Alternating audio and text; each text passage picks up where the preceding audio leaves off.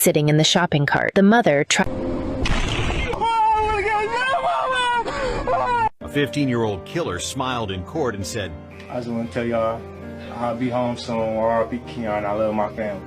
but the judge's ruling would soon wipe that smile right off his face. 32-year-old Kenneth White was driving his van on the interstate when suddenly a 7-pound rock flew down from an overpass, striking White in the head and chest. The father of 4 died instantly. The perpetrators were 4 teenagers, aged between 15 and 17. In court, they yelled and danced around, thinking they'd soon be released because of their young age. When their defense lawyer tried to convince the judge to prosecute of arrest, including for armed robbery, felony larceny, and breaking and entering, those are all convictions. A lot of people are going to look at this and his past mugshots and say, how is this someone who was out and able to commit this murder? That is the question. It is incomprehensible to me that someone like this was still walking the streets, notwithstanding what is a long demonstrated track record of aberrant, violent, criminal behavior. He should not have been walking the streets. He should not have been on that subway car. And I heard the North Carolina authorities say, well, look, overall crime in the Charlotte area and it's been dropping by 25% and that sort of thing. But all the statistics in the world aren't going to overcome just the disturbing nature when you see something like that and how people experience their communities and the world around them. I mean, the fundamental responsibility of government is to keep us safe. And when you see videos like this, people out on the streets who have no business being out there, you wonder if our government is really fulfilling its most basic responsibility to keep us safe from people like that. Yeah, it's just heartbreaking for this poor woman who was fleeing war. How could it have been avoided if she was racist? We were led to believe that any level of prejudice, any level of pattern recognition is the highest evil. Not just evil, but the highest evil. Oh, you're racist? I can't even be in the same room with you. Oh, you did a double take? You're looking over your shoulder because a black man is behind you? That is systemic racism, a microaggression. That is internalized racism. How dare you think that? How dare you react that way? I don't even want to know you. I don't want to be your friend. It's worse apparently now than being a murderer, barely than being a rapist, a terrorist.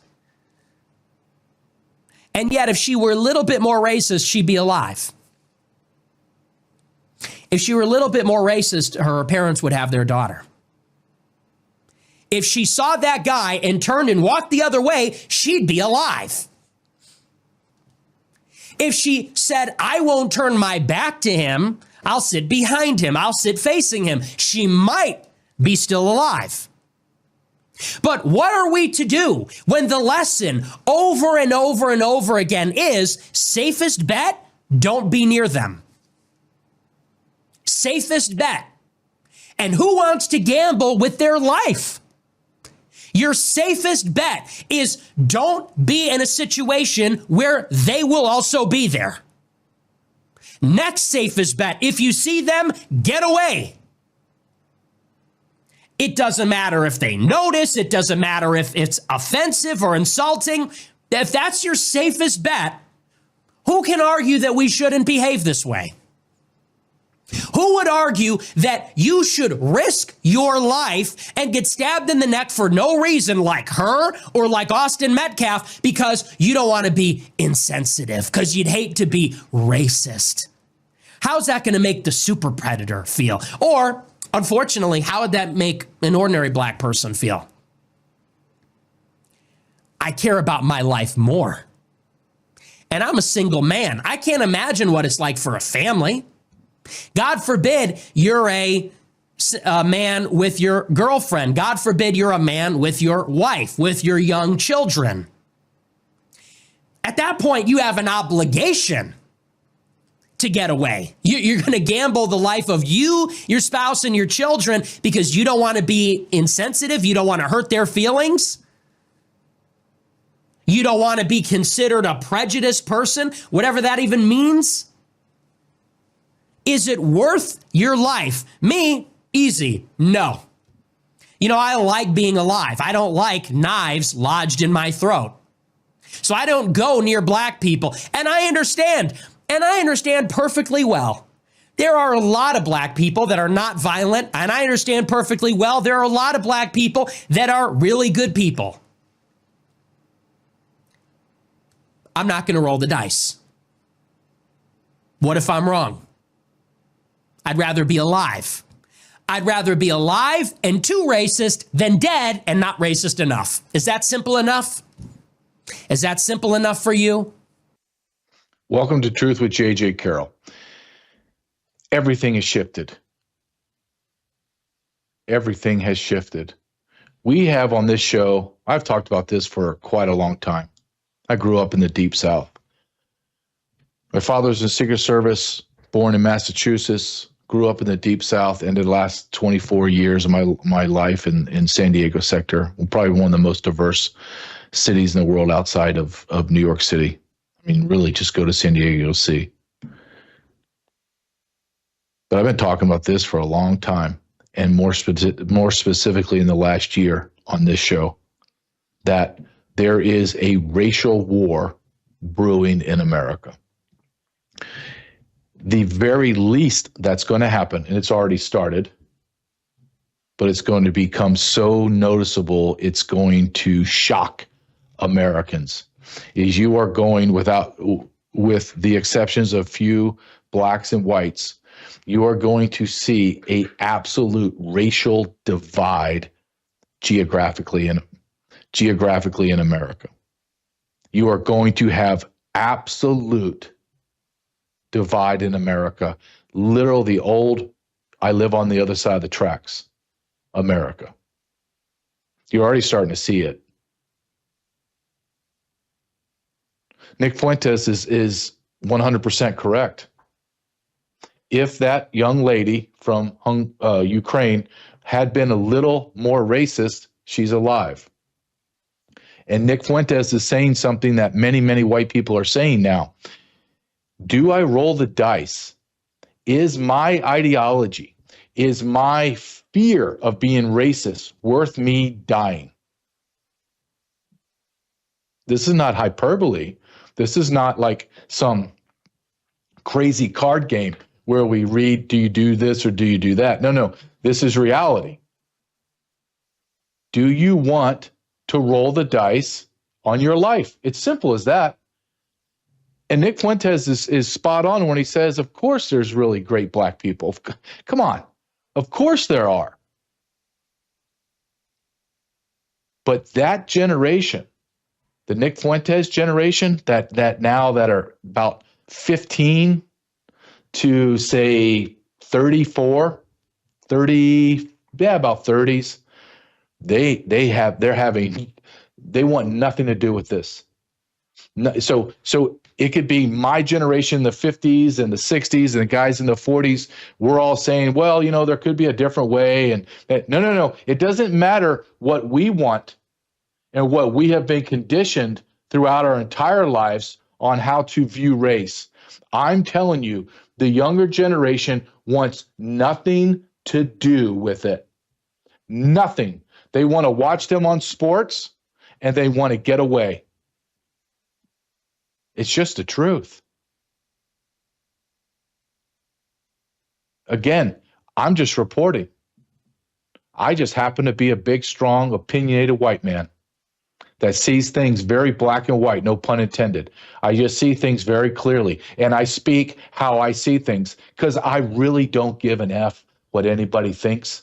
If you haven't figured that out, been watching my show for at least 5 minutes, you understand that I don't care. I'm not playing any games. I've never played it to the detriment of my career in the Border Patrol, but even in life, I refuse to play stupid games because you get stupid prizes. And I'm not going to play it. I never have, and I'm damn well not going to start right now. So let's just continue down the path called truth.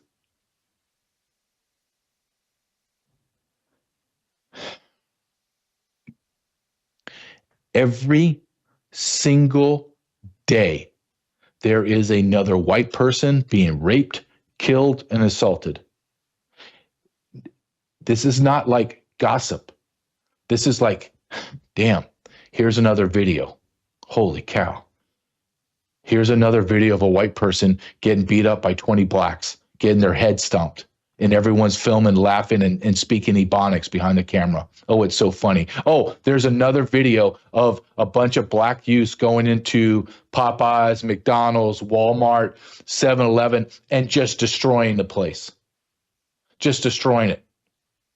And you go, well, you know, that's not in my community. It really has an effect. Oh, you're so grotesquely stupid. I'm so tired of having to explain this to people. What happens in LA, New York, Austin, whatever, 7-Eleven is 7-Eleven, meaning that store got ransacked. Insurance cost goes up for 7-Eleven. 7-Eleven loses their royalties on sales. So what do? Well, we're going to raise prices across the spectrum of America. You know who could take a little price increase? Well, the honkies in the suburbs.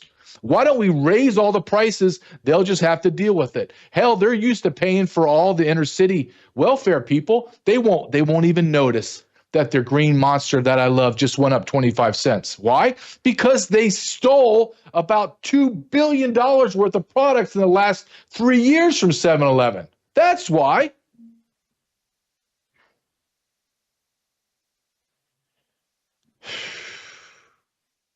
Everything's connected.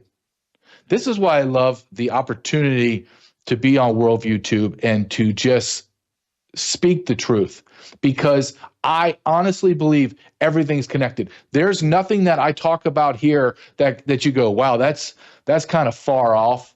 That's really not in the window of what's going on. No, all of it is in the window of what's going on. You may not see it. You may think that's obscure. But all you have to do is wait a couple days and you'll be like, oh, damn, that's connected too? Damn it. How's that connected to this?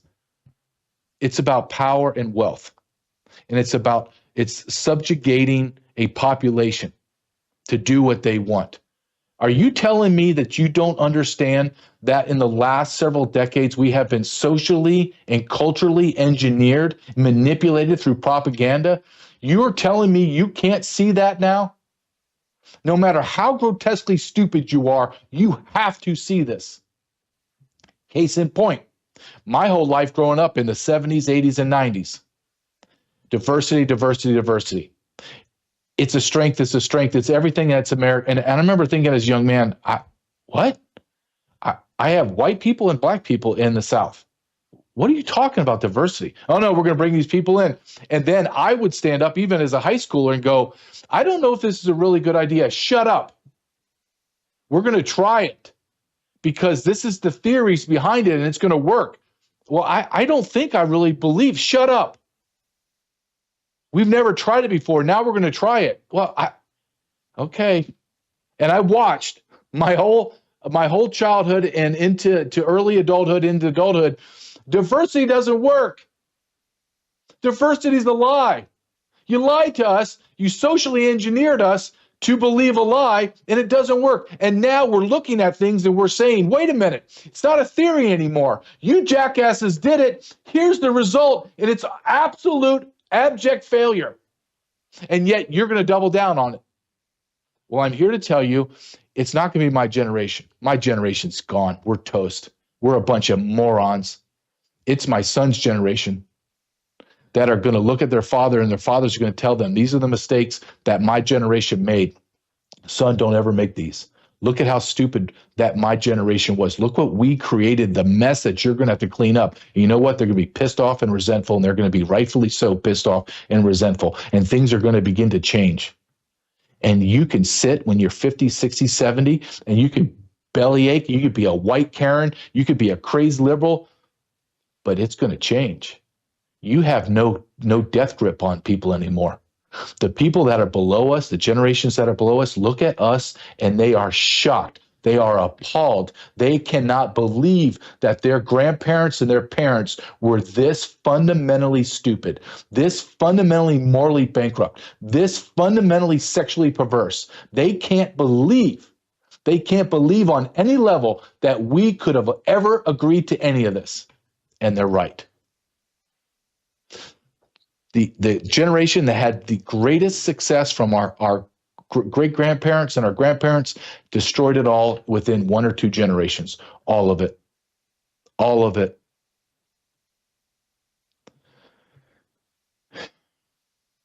I want to pull up just a couple X posts, and then I want to bring in Ann Vandersteel. Can you please bring up, this is a great one, this, and I missed it, but when someone showed me this, it was perfect. Every single Democrat was waving that gosh dang stupid Ukrainian flag inside of my Congress for Ukraine. Every second I had that jammed down my throat. Morons in my neighborhood would fly that stupid ass flag. And yet that beautiful white, W-H-I-T-E, because that's all that's in Ukraine, white people get slaughtered and not a peep. That just shows you the left and the Democrats and the media are nothing but a bunch of disgusting scumbags. Period. Here's the next one. Black on white crime. This is 2023, people. This is during, these numbers are grossly inaccurate. But I'm just going to show, I pulled this up because I want you to see it. I want you to see 2023. The FBI was lying about all of their data during Joe Biden. They can't even, it's so bad, even when they lie, it's horrific.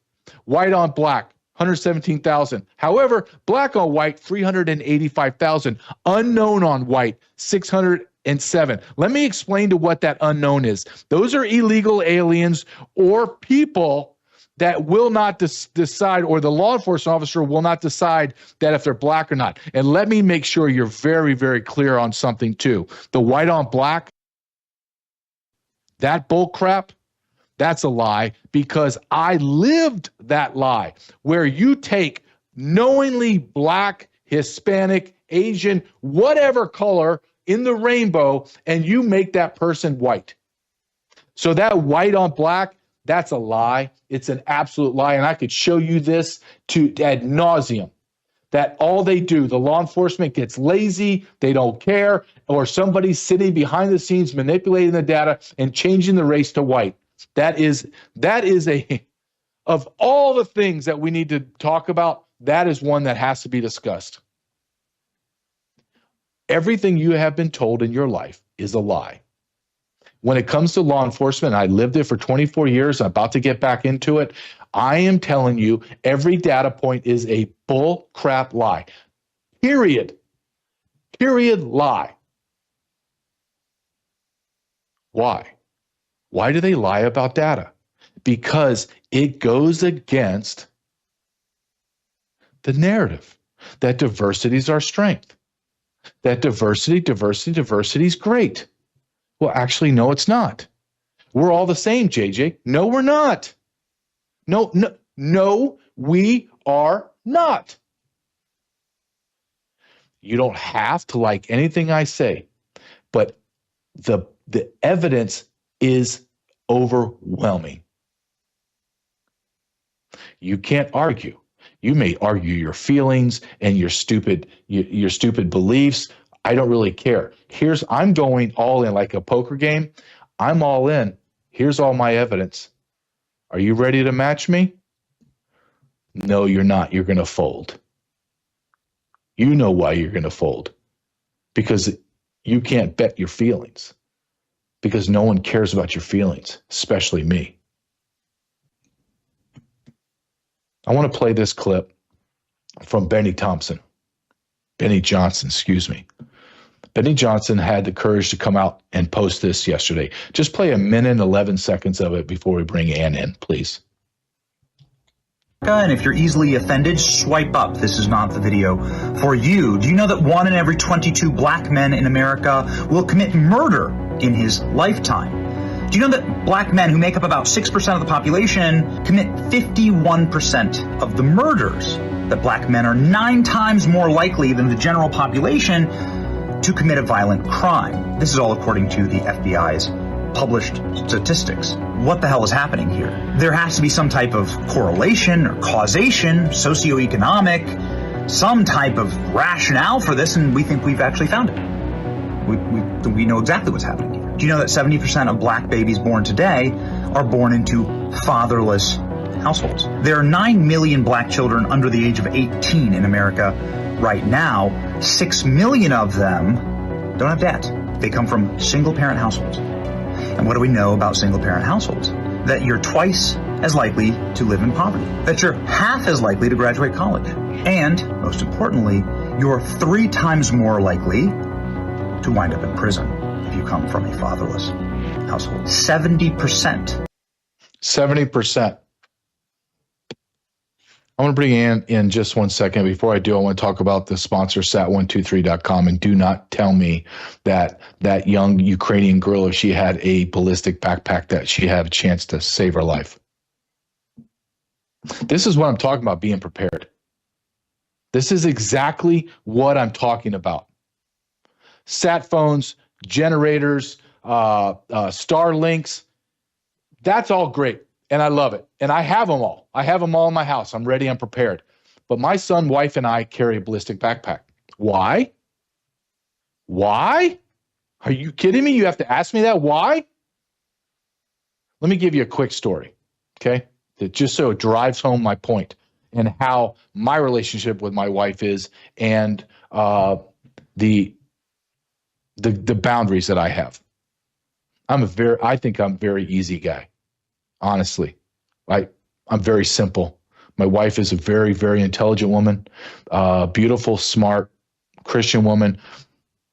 She does whatever. I trust her. She goes and does whatever she wants to do whenever she wants to do it. No issues. I'm not controlling in any way. 2 years ago, I think it was 2 years ago. Yeah, it was 2 years ago. The Kansas City Chiefs win the Super Bowl. My wife was a former Chief back in her day. She takes my son. All the kids are going out of school. They go down the parade down in Kansas City, Missouri. Kansas City, Kansas, Kansas City, Missouri is just a line. Kansas City, Missouri is a death zone. It's majority black. Violent crime skyrockets, just skyrocket. Year after year after year. Democrat mayor, Democrat city council, Democrat chief of police, all black. She goes down there, and what happens? My wife and my son are standing where the parade's coming through. The parade starts coming through, and it leaves, and my son looks at my wife and says, "I don't really feel too good, Mom." So they go, okay. They start to walk out. Less than 2 minutes from them leaving, they have that gang shooting. And the people that got hit were right where my wife and my son were standing. They came home. I met my wife at the door. I said, "I'm so glad you're okay. Joseph, go ahead, go downstairs and you can hang out and watch some TV. I need to talk to your mom." I brought my wife in and I said, "This is the rule from now on. You are to never, ever go into any inner city that has a majority black population without me. Period. I will go with you and Joseph, whatever you guys want to do, and I will be armed, and we will go down there only when we absolutely have to. But you are to stay away from any metropolitan areas, period." That was 2 years ago. To my wife's credit, she looked at me and says, "I already knew you were going to say this, and I agree with you 100%. We will not do that anymore." And that's when I became a sponsor with Sat123, and we got backpacks.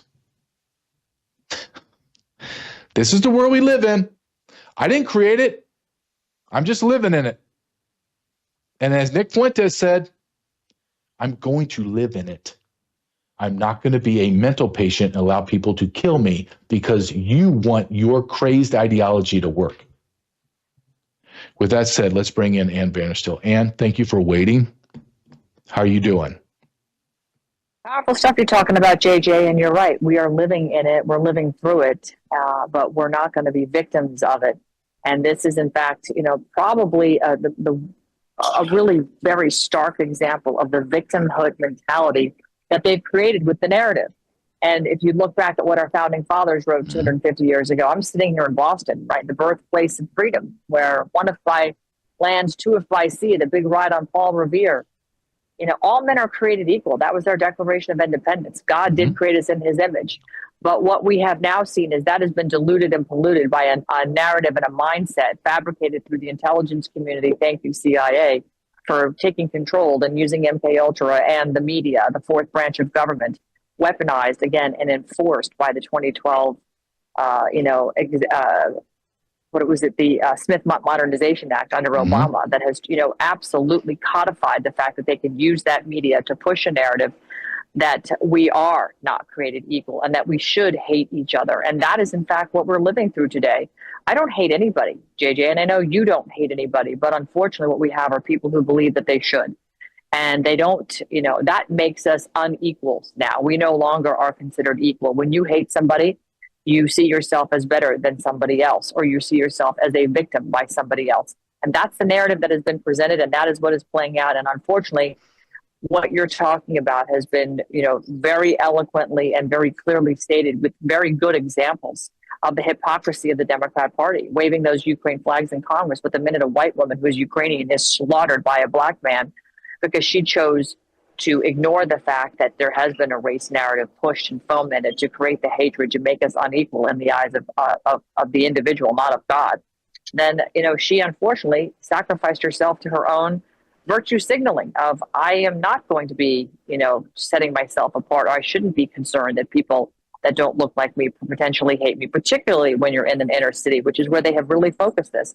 And as a Border Patrol agent, they have flooded the zone. The inner cities are rife with the criminals that have come in from all countries around the world. They have sent the worst of the worst across the border. And that pedophile that was posing as the president on 1600 during the 4 years of the Obama reign of terror allowed that to happen. And there wasn't a damn thing Customs Border Protection could do if they wanted to keep their jobs. And most of them looked the other way and facilitated the trafficking of these people, including the trafficking of very dangerous individuals that were also shepherding in children by the hundreds of thousands, if not millions, into this country to be used for their sick predilections.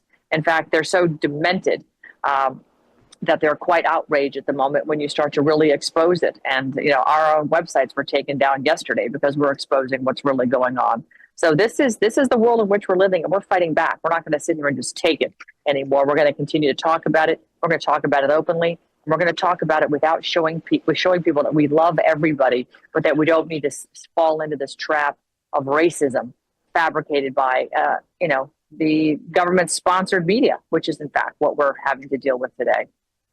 You're absolutely correct. And everything, before you came on, I was talking about how everything is connected, and there's nothing that is obscure. There's nothing like it's over here that has nothing to do with what's happening. No, they're all connected. And this is a great thing. I want to segue this. You're in Boston because you had, I want to call it a premiere, but you had a showing of your movie Taken, and it was successful. And then what happened? Oversold. You had your oversold. It was oversold. So tell us about the reception of it. Well, the reception was incredible. We had people flying from around the country that find themselves in similar predicaments as the Rivera family, who had their 5 children taken by the state of Massachusetts at gunpoint after they fled the state of Massachusetts because the state of Massachusetts decided that they needed to give their 9-month-old a vitamin K shot when the mandated reporter at the pediatrician decided to jump into the side of the state taking children, because of course they're all paid on the same payroll using the same taxpayer funded money out of Social Security Administration. The stuff that you and I pay into was used against the Riveras to take all 5 children at gunpoint when they put a warrant on the Rivera home, who weren't even home, didn't properly serve them, and had them arrested and extradited out of Texas back to Massachusetts. A horrific story. They still don't have custody of their children back. But that being said, an oversold crowd at a very big theater, the Legacy Theater here in Dedham, Massachusetts, gorgeous facility, multiplex theater, sold out stadium seating. And our websites, American Made Foundation, which sponsored and did this documentary, as well as American Made Action, which is providing the Riveras their attorneys to deal with the situation, were both taken down yesterday. Because again, they're suspended. Why? Because we're speaking the truth. Everything we put in that documentary has been public knowledge. It has been placed into the public ethos and a variety of other media outlets. We just got the ability to sit down with the Riveras over the course of a day and get everything out there. And they took our websites down because they don't want us being able to fund what we're doing, and they certainly don't want us spewing the truth, JJ. But that's okay. We will get it all back up again. And, what do they say? Necessity is the mother of all invention. So we'll get it. It's necessary for it to be up. We'll get it back up again. While you were describing how your websites are being taken down and how you're being electronically destroyed, it made me think of something I just saw the other day. Someone posted. It was a gentleman, and he was just an average guy, and it was a clip on X. It lasted about less than 10 seconds, 15 seconds, and he says, "All of you leftists and you Democrats, you think we're going to forget about everything you've done to us. The way you've lied to us, the way you destroyed our livelihoods, the way you've taken our kids from our family. We will never forget." And I believe that is going to play a massive role in the future because there are going to be people, and that are not like me and you.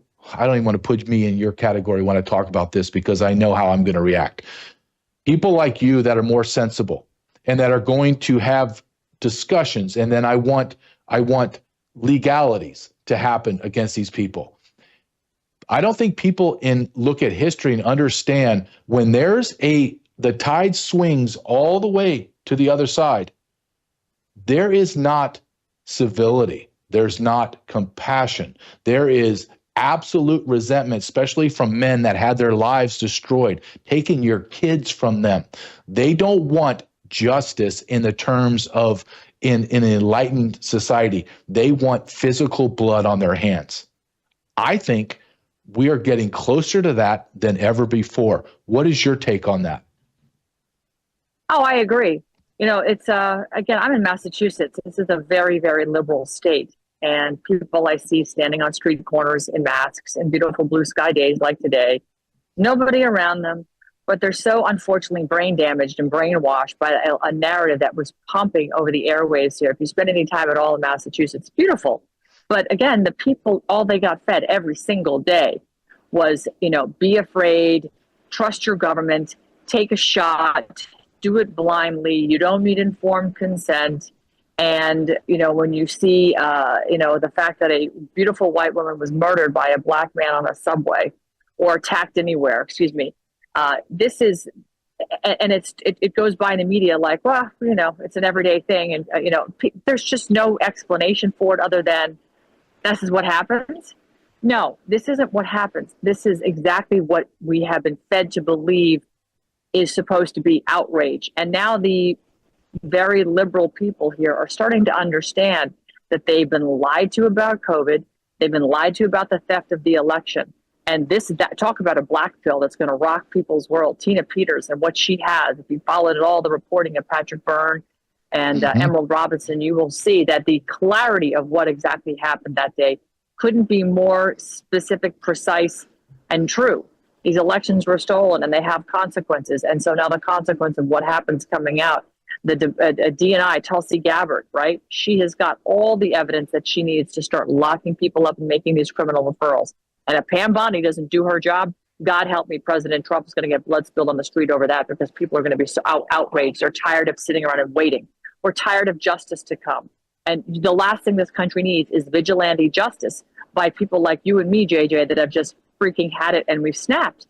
But we're getting very close to that breaking point. And it's not just happening here. It's happening all over the world. Yes. Look at what's going on in France. Macron is being attacked, right? You've got Marie Le Pen, once again, leading the charge of freedom because the people see what's happening. It's now being exposed. Our own CIA worked with the Serbs, worked with the Venezuelans and that cartel to steal elections in 72 countries over the last 22 years. There's no coincidence that these countries that use Smartmatic as their operating system and their election machines started leaning hard left literally in one election cycle. And it's been going on for 20 years. We've been flipping countries to the left. This is all George Soros and Lord Malik Brown, the Dominion voting system, Smartmatic. It's all coming out now. The money that's been stolen and laundered by the cartels through banks in Canada, laundered through investment banks here in the United States, buying mortgages, buying houses, inflating mortgages, creating massive wealth out of nothing and laundering it into Act Blue to then launder more money into the campaigns of people so we could change the elections. This is all connected. And the very same people that are doing all that are fomenting the narrative to have the race war so we can have the distractionary George Floyd, distractionary white woman killed by a black man, distraction, and talk about how we are so intolerant when the fact of the matter is we're very tolerant. what is being done is we're being hoodwinked by our own intelligence community to steal our countries and put it into the new world order. And again, they're not after you and me, JJ. They're after the world. And America has been in the way. And they brought their color revolution home now, and they're using distractionary race wars. But unfortunately, it's getting so hot, and we're getting so tired of waiting for justice. If we respond and go on offense, it's going to look like we're doing it racially baited. And that won't be it. It'll be because we're sick of waiting and we want justice. So if I'm Anthony Fauci, if I'm Nancy Pelosi, if I'm any of these people that were involved in stealing our elections and killing people through COVID shots, I would definitely be looking over my shoulder, not because I'm telling them that somebody needs to go do something, but because somebody else isn't going to be as level-headed and as calm, cool, and collected, and is going to wait for the right moment for real law and order to step in. But how much longer do they want us to wait is the question, JJ. General Flynn is getting real hot under the collar, if you haven't noticed. His ex-feed is on fire about this stuff. He's demanding Pam Bondi to make some arrests. Well, let's go down as I close out my time with you, because I know you're busy. Let's keep down this. Let's go down this path, or continue to go down this path. You're talking about the global reset. I believe that CIA has turned its sights on the American people and our country, and yet, Ann, we're going into month 9 and not one. Not there's 100 arrests and I want 101. No, Ann, there are 0 arrests. 0. Not one. Ann, not one arrest. If I took you and me back to a time machine and I told me and you standing there on Inauguration Day, that man that we're applauding, that man that we are like guns blazing for, he's not going to arrest one person. You and I would look at each other and go, you are lying from the future. But we're not. Not one arrest, Ann. Why? Yeah. Well, I was talking about this with my husband earlier today. You know, we are in the middle of this global financial reset. BRICS is basically eating our lunch. They're trading with themselves. They have their own grain. They have their own oil, their own liquid natural gas. They have their own, rare earth minerals. They don't need the United States anymore. You know, we're sitting over here trying to bully these people. We're doing it on behalf of the central bankers, trying to keep people in the U.S. dollar. Folks, wake up. The U.S. dollar is over. It is over. It is done. The best thing Trump can do is push us into gold-backed treasuries right now to give us some sort of a bailout. He seems to be pushing everybody. True Social is in the top 10 of the biggest holders of Bitcoin right now, which I think is also a intelligence community fabrication. I don't hold any and I won't hold any. In fact, I just dumped all my other crypto. I'm staying in gold, which is screaming right now. It's over 3,700 and it's going to keep going. Why? Because, you know, it's the only safe haven we have right now. So I am very heavily invested in gold. But there's other institutions that are coming on the market. For those that aren't paying attention to my XP, look up at this company called ABEX, ABAXX. They have figured out as an exchange and as a financial digital tracking technology how to track physical commodities being exchanged all over the world, meaning cargo ships full of liquid natural gas, cargo ships of that are carrying gold, etc. This is the future. It's a commodities base. It's a physical asset that you have that your country produces that is backing the validity of your currency. So if you're going to continue to use your country's currency, as the BRICS nations are, this is why they're successful. They have a basket of currencies from these countries that are physically backed by the assets coming out of the ground in the world. This is the global financial reset. The United States is still working off the central bank system, which is fiat currency, which is fake money. And those bankers don't have any collateral to back it, which is why they were going after Iran to start a war there, because they wanted to take over the oil and gas and trade routes between the Caspian and the Persian Gulf. They needed that land. They wanted to divert those assets from going east to Russia and China to bring it back west into Western Europe, which, by the way, the United States and the intelligence community blew up Nord Stream 2 to cut off the Russian natural gas. They're sanctioning countries that are using Russian natural gas, which is why Trump is going after India. I think Trump is playing a little bit of 5D chess here. I'm going to give him some grace, AJ, and say he's having to capitulate with a pretend to, sanction these countries, but he's maintaining relationship with them the best that they can, because eventually the United States is going to have to jump on board with what BRICS is doing and get back to real sound money. This is a fight over money. It's always been a fight over money, trade routes and assets. And you need the trade routes and assets to back your money. So this is where we are. And the race stuff that's going on is a massive distraction. But it's going to be a hella distraction in this country because we are so integrated in our cities. It's pretty terrifying what's going on. We're going to have to buy another ballistic backpack. That's all I can say. Isn't that sad? That just It's says sad. a lot.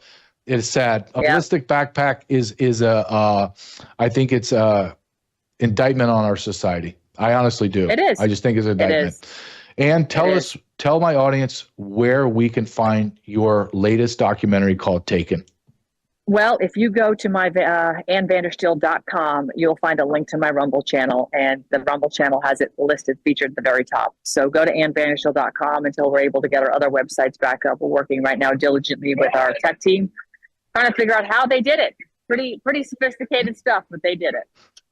Keep fighting the fight, and we'll make progress, and we are making progress, but we need to maintain that strong voice. Thank you very much, Ann. Have a great day. God bless. God bless you too.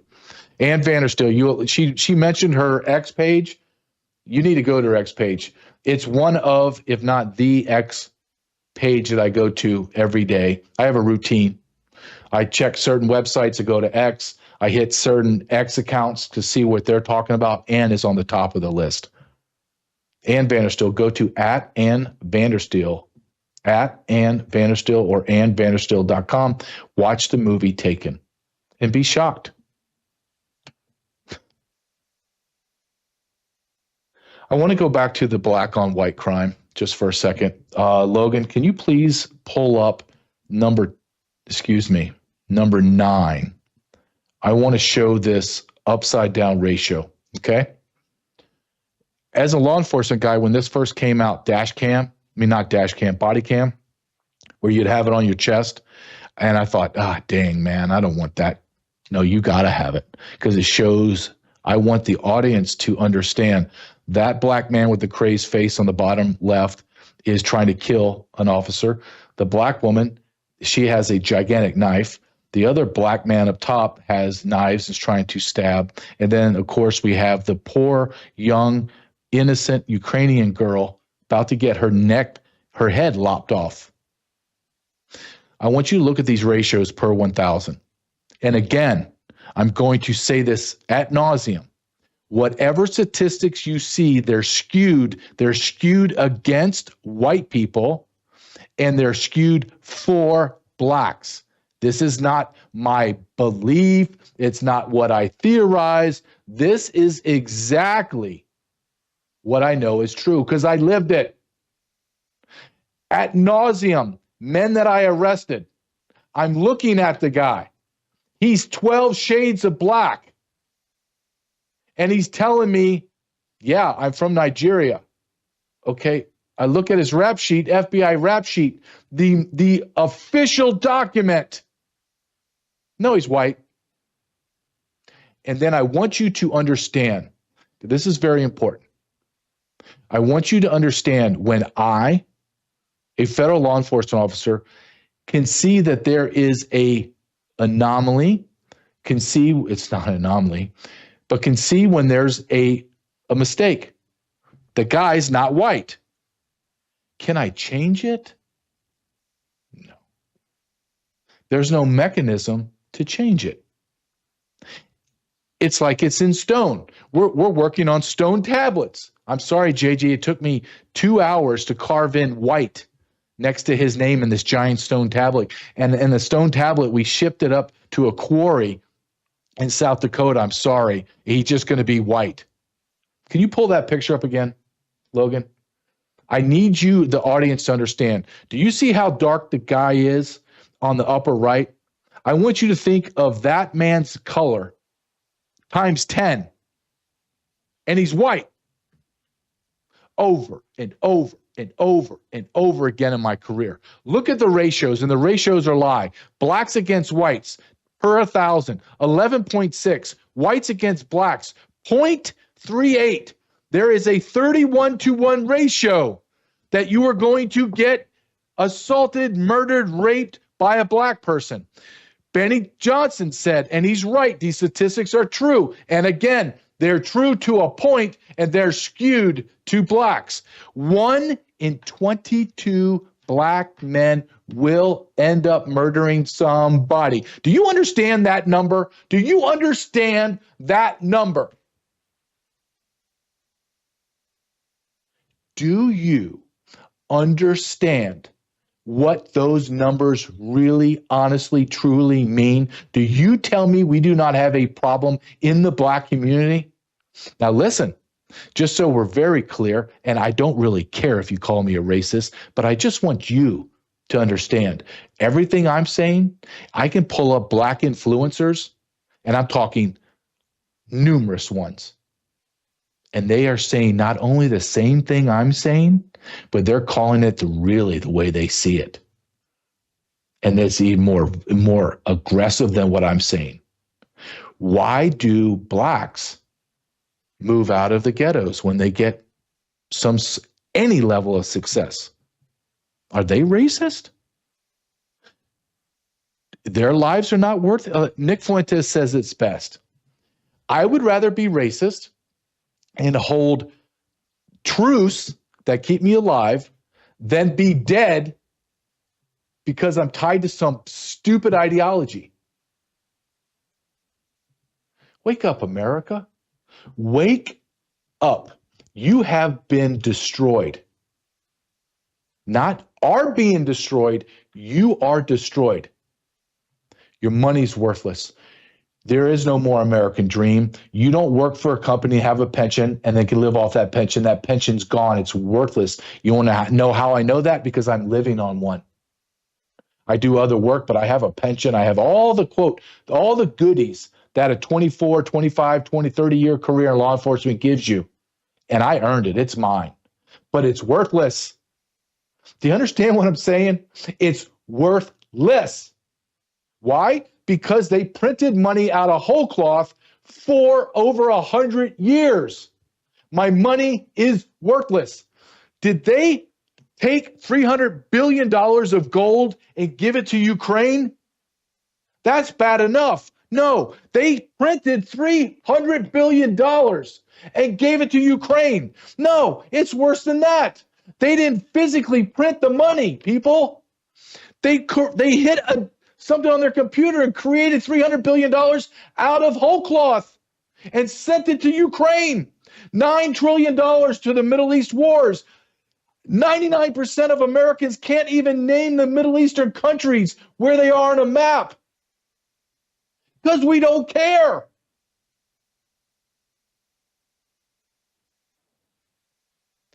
The American dream is dead. The American government is a corrupt, evil institution. They have destroyed our nation. They have destroyed our demographics. Whites were almost 90% in the late 60s and 70s. 90%. Let me explain that to you. 90%. I would love to go back and look at the data from the 60s and 70s and see what kind of violent crimes do we have in inner cities. How many white people were being slaughtered by blacks? Now we're less than 60% of the population. As a white man, I have a very big problem with this. If white people are not having babies and blacks and Hispanics are having babies more than us, well, that's fine. We're all Americans. But that's not what happened. That's not what happened. You, the federal government, through illegal immigration and legal immigration, flooded my country with other than white people and destroyed the demographics of America. F you. And if you think that you're going to win ultimately, I don't think you are. Because I'm hinging the success of my country on history. What does history show? History shows a group of people that are pushed to the nth degree, that are pushed all the way to the edge of the cliff, and we're about to be pushed off. We will begin to fight. And when we do, we will be more violent, more unforgiving. We will have no empathy. We will have no sympathy, and we will give you no mercy. And there will be a great cleansing of our nation. Will our nation ever resemble what we were? No. That nation is gone, and a new nation will rise up. Will it be better, worse, indifferent? I don't know, but it will not be this. And if you made me bet my month's salary, I believe the only way And I testified in front of Congress about this, or at least I was allegated about this, and I agreed, and nodded my head. I said, yep, I said that. The only way that our country is corrected is a complete revolution. Complete revolution. And every agency, department, every governmental construct will be completely destroyed and rebuilt. Do I want that? No. I'm telling you, I'm betting on it because I'm a realist. We talked about SAT 123. I want to talk about Patriots Made real quick. I know these are hard segues. I know they are. But I have partnerships with these companies and I believe in them. I order from Patriots Made every month. And you should too. Why? The products are better, the products are less expensive, and they're made by a company that does not hate you. They're made by a company that hires Americans, not a Hyundai plant that has 450 illegal aliens. They make their product, they ship it to you, and it's healthy. I'm not asking you to go and add more cost. I'm asking you to take your money that you're going to share, go spend at a box store that hates you, and buy products from companies that despise you, companies that fund Planned Parenthood, the Democrat Party, Black Lives Matter, defund the police. I mean, hell, I can go on and on and on. Why don't you give it to a company that loves America? That's a change, right? That's how you take your power back. Do what myself, Kim Yater, and over 1,000 of my listeners and viewers, audience have done. They went to patriotsmade.com/JJ and became America First. patriotsmade.com/JJ. Man, I'm looking at my sheet that I call my videos up from.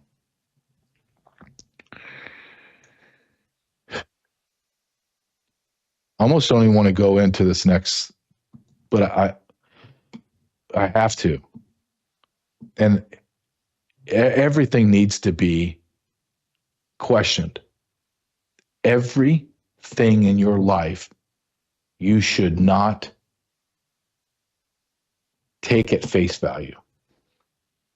There is nothing that has happened in my life, but more specifically in my adult life when I became aware.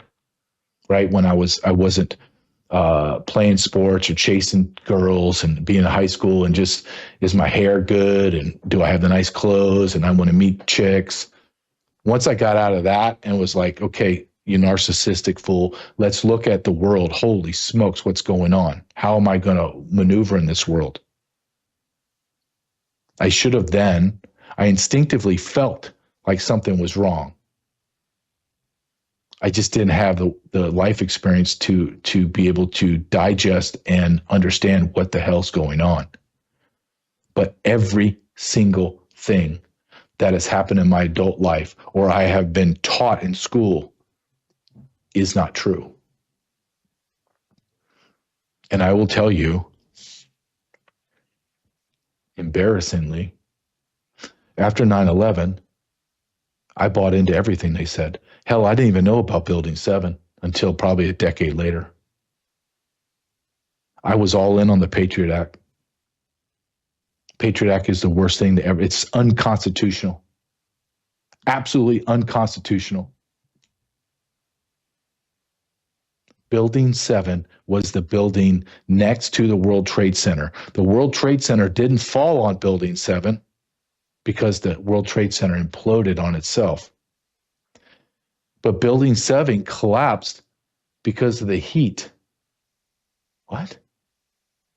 40-something story building imploded like it was detonated. Go look on the internet and tell me that's normal. It's not.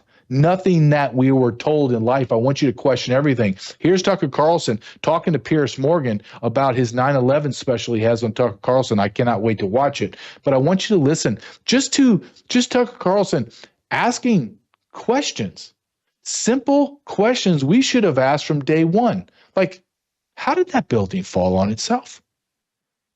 It has a steel structure. The whole thing, all the steel imploded on itself? That doesn't make sense. Shut up. It's the Muslims. The Muslims did it. Yeah, I don't have to like the Muslims, but did the Muslims do it? Yep.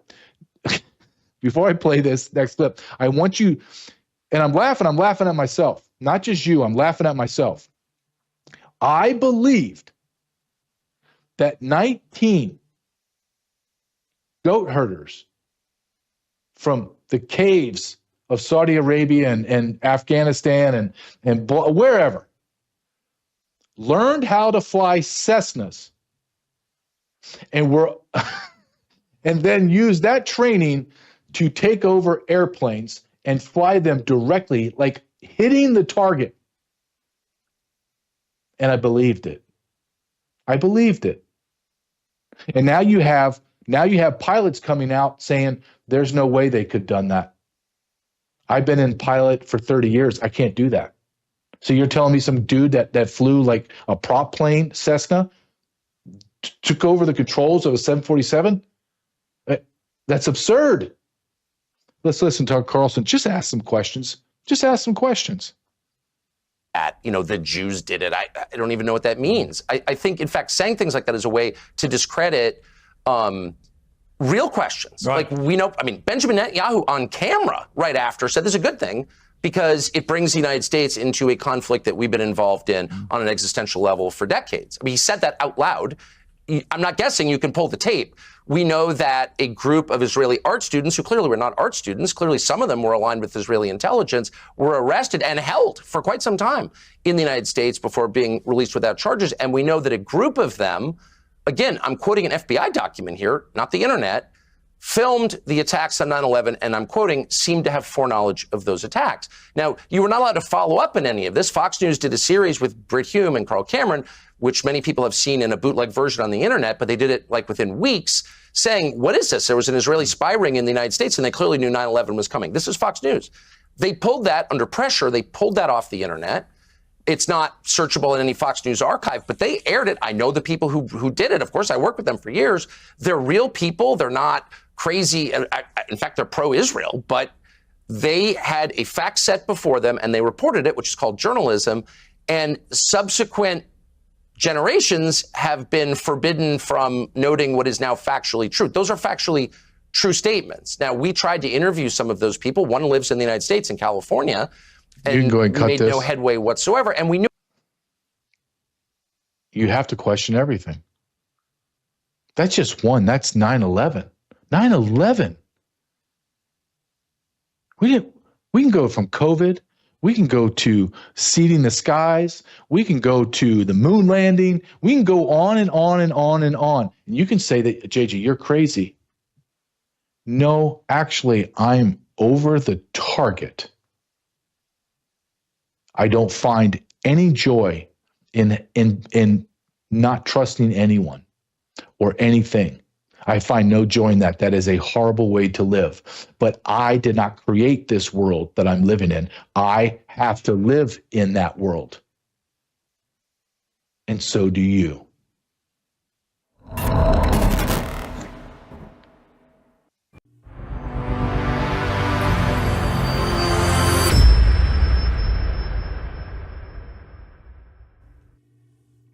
Greetings, I'm Patrick Wood for Technocracy News and Trends.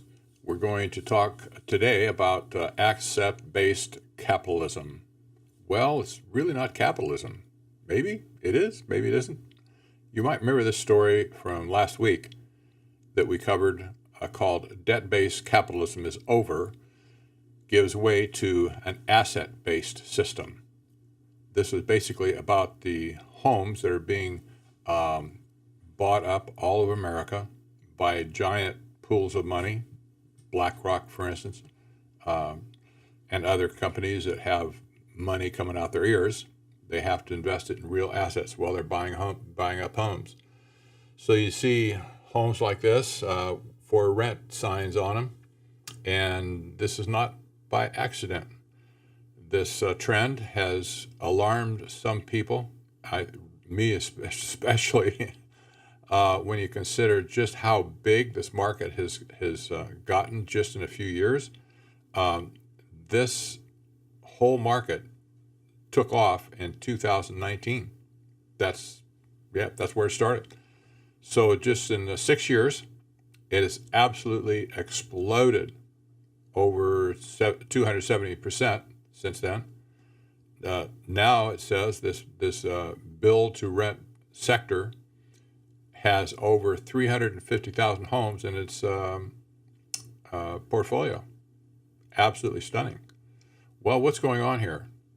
Whole neighborhoods are being bought up, like from a developer. A developer could take a whole block of houses. I'm talking about a city block, and they can sell them wholesale to these cash funds for a lesser price for sure. But now they discovered that they could make more money out of that than they can from selling the houses outright to you and collecting interest off of it. Well, this is big business now. So this prompted me to get the idea out that America is being twisted out of its private property. It is. Since 2019, the so-called build to rent sector has exploded. Now represents 9% of all single-family construction. 9%. You wonder why there's no homes in your area to buy these days? This is the reason why. The metrics have changed, I noted. It's now more profitable to rent a house to you than it is to sell it to you in the first place. So what do you think they're going to do? Well, they're going to rent it to you. Well, I'm going to fast forward now to another story. This lays the groundwork for this one. I was doing some research in my own database. If you're a premium member, you can access this article. This is from 2007, if you can believe it. I wrote an article called Global Banks Adopting Islam. I reposted the article on 2018, but it was first written in 2017. That was before Technocracy News. I had another blog at that point, but nevertheless, this is the article that I wrote. And I made notice in here that somehow the Islamic banking sector met up with the banks in the West. There was no thing before this, but somewhere along 2005, 2006, they met, and they decided, we're going to, the Islamic sector didn't think this, but the people like Morgan Stanley got the idea. We're going to put a seal on this. We're going to get our mitts into it, and we're going to show them how it's done. So that was a supercharge that hit Islamic banking in 2006 and 2007. That's what I was writing about. And it was stunning back then because there was no such thing before this. They were doing their own thing with technology, and they had banks selling their bank products, and, there they were. But all of a sudden, the Western know-how came along and said to them, basically, we can help you out here if you let us in, and we'll help you out. Well, here's what happened. In any case, the Islamic countries set up zones, free enterprise zones that they're called, all over. Well, there was one especially in the UAE, but they've since spread them all over the place. A free trade zone gives the business who relocates there 0% interest, 0 taxes, no penalties whatsoever. You just do whatever you want to do. That really appealed to the Western banks because they were looking for something like that where they didn't have to report any income, and they would never be charged interest, et cetera, et cetera. So all of a sudden, it just took off. Now the free trade zone in particular, the first one was here. This is the Dubai International Financial Center. Get this, a 110-acre free trade zone. That's a lot of land, people. 110 acres in the middle of a modern city, especially. Founded in 2004. That was just before I wrote this article. So the participants, here's the deal. 0 tax rate on income and profits. Oh, that's sweet. 100% foreign ownership. No restrictions on foreign exchange or capital profit repatriation, operational support, and business continuity facilities. In other words, nonstop backup of your data and stuff like that. So what a windfall. You can see why Morgan Stanley jumped at this opportunity to get involved with this, and that basically that was just a center for them in the world where they could run anything through it that they wanted to, and with no consequences for taxes or anything else. Very interesting. So this was what they noted at that time. This is their testimony of the Director General of the DIFC Authority, as it's called. I won't say his name, but nevertheless, here's what he said. This is a testimony for our status as an international financial center of repute. You see, before this, they had no repute. Now they had repute. Morgan Stanley is a highly reputed organization, and to have them there as here at the DIFC is a vindication of our strategy to create a world-class financial hub for the region. The opportunity available within the region, along with the state-of-the-art infrastructure and the international regulatory framework of the DIFC, provides the ideal platform for institutions such as Morgan Stanley to grow their business. What business? The Islamic financing business. Then a bunch of banks jumped in with them. You can see why. No tax, free everything, and so the race was on at that point. The payoff, wow. Well, a chance to enter and dominate the Islamic banking industry.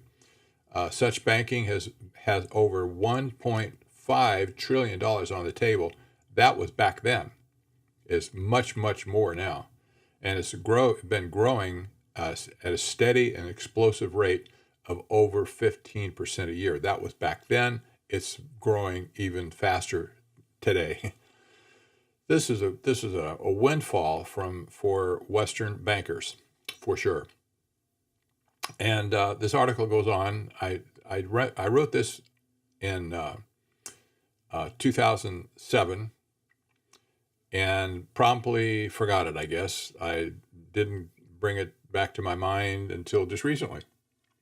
But when I went out and looked at it, I just realized all of a sudden they were setting the stage for an alternate economic system, even back then. You can see it morphing into something else. Now, with cryptocurrencies and asset-based tokens and monetary-based tokens, you can see the whole thing is about to flip, in my opinion, in any case. And this is why I want to continue my writing to develop an economic theory around this. What would happen if the Western world, starting with the United States, were to go to an asset-based system rather than a debt-based system? Well, debt-based system, that's talking about money, the creation of money through debt, etc. This is not allowed in the Islamic world. They can't charge interest, and so they don't have anything to do with the Western world. But nevertheless, they found a way to do it now with cryptocurrency. We're going to pick this up after the break.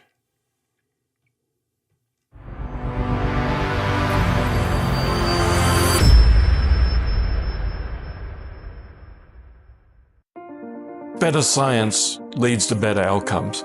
So by understanding the science in much more intimate detail, delivering a value product that is so different from anybody else. So when we're stepping outside into seasonal changes, low humidity, sunlight, pollution, all of these things get communicated as stress on the top layer of skin that produces free radicals, and they're bad news for collagen networks. They're going to break down the collagen network and collapse that beautiful tensile strength of your skin. And so that's how we end up with fine lines and wrinkles. Bella Grace is really an elevated formula. Better than the competition for very obvious reasons. First of all, we're delivering great collagen. We're delivering Verisol, which is the world's most studied form of collagen. So we're starting at a foundation that's really top notch. So here is a lady today. She's taken the elixir, arthritis in her hands. She could not close her hands and make a fist, but after now being on the elixir, now she can. The real breakthrough discovery, particularly with the cat's claw, it's a switch that regulates genes. There's thousands of genes that are involved in that inflammation process. When you have chronic inflammation, the problem is the switch is on and it's not being turned off. And so what's happening with the cat's claw is that it removes that little protein switch off your DNA, and the genes go back to a dormant state, and you go back to being, well, really healthy. When at first we wanted to just have an amazing collagen ingestible product to be able to set the skin up so that my wife, Christina, could come behind that with incredible skincare. And that's exactly what we're still doing. What we weren't anticipating was the magnitude and just the vast amount of benefits that this elixir was going to do for people. Testimonies started flooding back in. About probably 30% of the testimonies were about hair, skin, and nails. The others were about people being able to walk up their stairs again, people being able to open their hands in the morning without having to do heat therapy, people being able to sleep better, athletes before and after recovery, and the energy levels that people were having. So we realized that this is so much more than just a collagen ingestible product, which it certainly is that at the highest of levels. We've even had so many people in the health and wellness world say this is legitimately, Brian, the number one, the best health and wellness product that's ever been introduced. And I would say probably the only negative here with Bella Grace and this elixir is that it sounds too good to be true, but it really is true. Bella Grace Elixir, a scientific breakthrough with over 80 clinical trials. Visit melissahousebg.com to discover Bella Grace Elixir and the full range of Bella Grace products.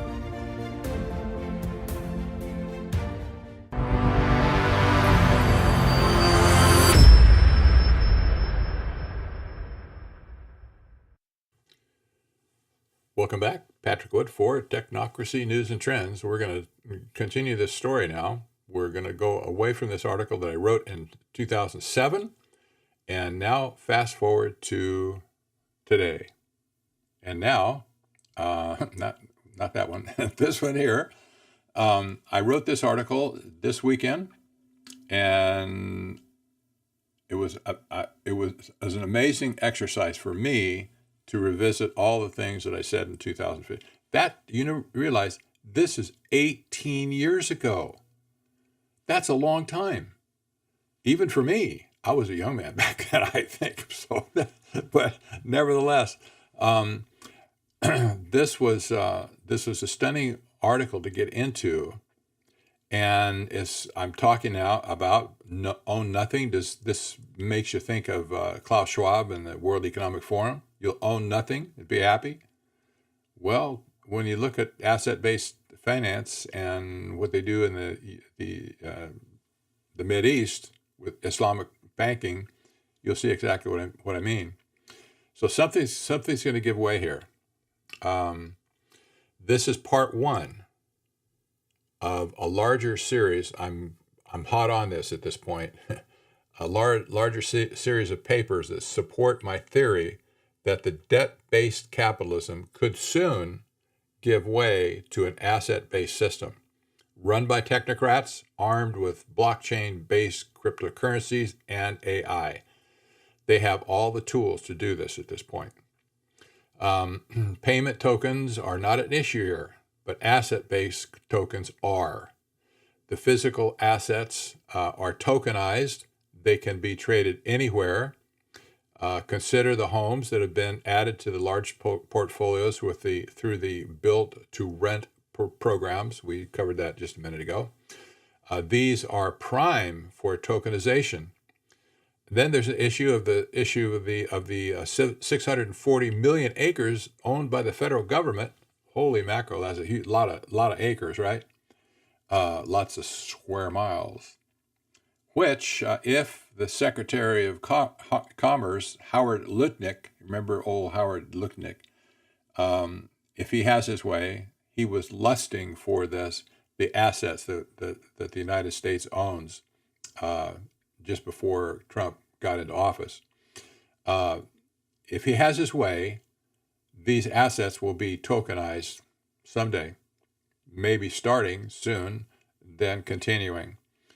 So once these tokens are released to trading, they're going to be gobbled up undoubtedly by the companies like BlackRock that have all these piles of cash.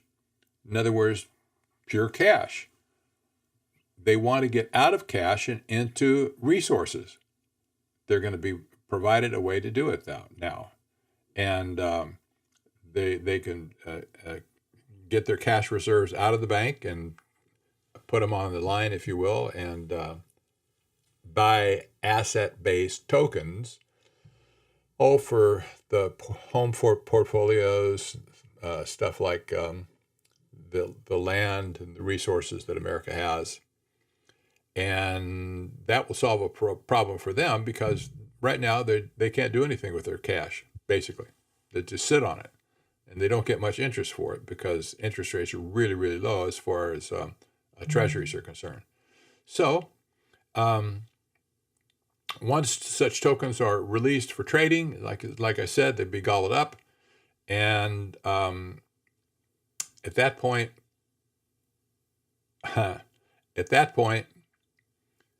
the heist will begin.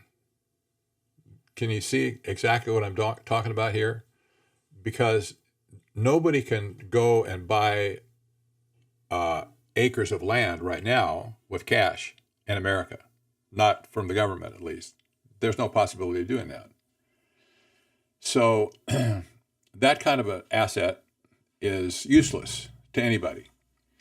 But if it's tokenized, all of a sudden it becomes useful and can be tokenized and sold off.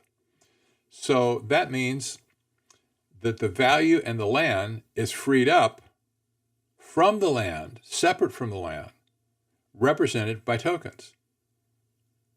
Once those tokens fly free, if you will, anybody in the brother can buy them. Well, it won't be you and me for sure, but the big companies like let's say the sovereign wealth funds in Saudi Arabia, for instance, or the Bahrain, they'd be a prime candidate to put a lot of money into our tokens that were released by this tokenization of our national assets. Well, back in 2007, when I first observed the global banking titans, like here's a list of them again: J.P. Morgan Chase, Citicorp, HSBC, Deutsche Bank, Morgan Stanley, Goldman Sachs, and a bunch of other banks as well. One question haunted me then: whether global bankers were seducing the Islamic dictators or vice versa. And I think now we know the answer. Maybe they both seduced each other at the same time. But now they're in a happy marriage, apparently. And we see this all over the place. The king or the head of London said at that time that they were going to be the leader in Islamic finance. We see this now today. London is a crown jewel of Islamic finance outside of the Mideast. They've jumped to the chance to be the leader in this area. How much money they've taken out at this point, your guess is as good as mine. But there's talks of lots of trillions of dollars have been funneled through their banking center for Sharia banking center. And now the thing about Zakat comes up. This is what's called Islamic charity. Zakat is a method or a requirement for Sharia that 2.5% of the eligible wealth has to be donated annually to Islamic charities. This is a big problem because they don't say who it goes to. I can't find any really good source to say here's a list of all the people that got money from Zakat. Well, here's the big thing about this. The Islamic world has always found a way to collect the tithe, if you will, of 2.5%. But the Western banks, they have another system because remember I said before they were going to give them all the technology they needed in 2007 and 6. Well, now they've developed the technology. Now that it's in the hands of the Western bankers. So Western bankers now are able to track and extract the zakat from Islamic banking products. This has to be given to charities that support Muslim causes. Now, where do you think this is going? We say, well, how much are we talking about here? Well, one estimate of the whole field of zakat is $2 trillion a year. $2 trillion for charity. Imagine what if even the United States couldn't give that much money to charities at large. $2 trillion, that's an incredible amount of money. Well, most of that money is collected by Islamic bankers themselves in their own home countries, right? But now the Western banks are contributing to this total. We don't know exactly how much. We know it's growing rapidly.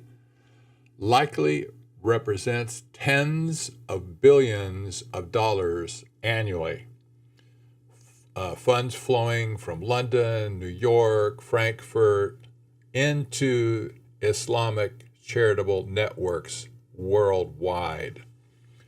That means now that the money that's collected by Western banks, thank you very much, Western banks, banksters we used to call them, that's what they are.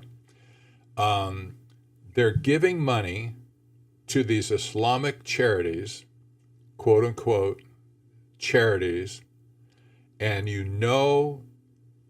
tell people that this is being funneled into things that support jihad, period. And also some aspects of radical jihad. This is not good because the banking system is obviously in bed with these people and there's no unwinding them at this point. They're entwined in the same bed. And if we tried to get rid or break this association, the whole system would probably fall apart. So we're in big trouble. All this to say, I hope you read this article and take it to heart. This is what I think is going to lead to this asset-based system modeled after what the Islamic world has done with their version of asset-based tokens. We'll cover it again, I'm sure. In the meantime, God bless. I'm Patrick Wood for Technocracy News and Trends.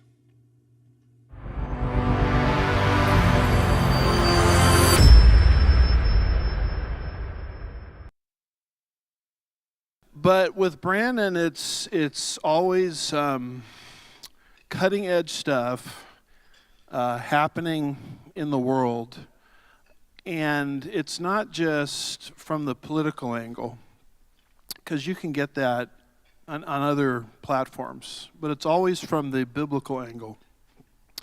So you're dealing with a guy that loves Jesus, you're dealing with a guy that's very intelligent, you're dealing with a guy that is cutting edge conservatism, and you're dealing with a guy that wants to be biblical all at the same time. And so for that reason alone, I hope many, many people will not just lift up his ministry in prayer, but will also financially get behind it, because from the angle I'm trying to describe, he really is the only game in town. And we desperately need it in these last days. Can I get an amen to that?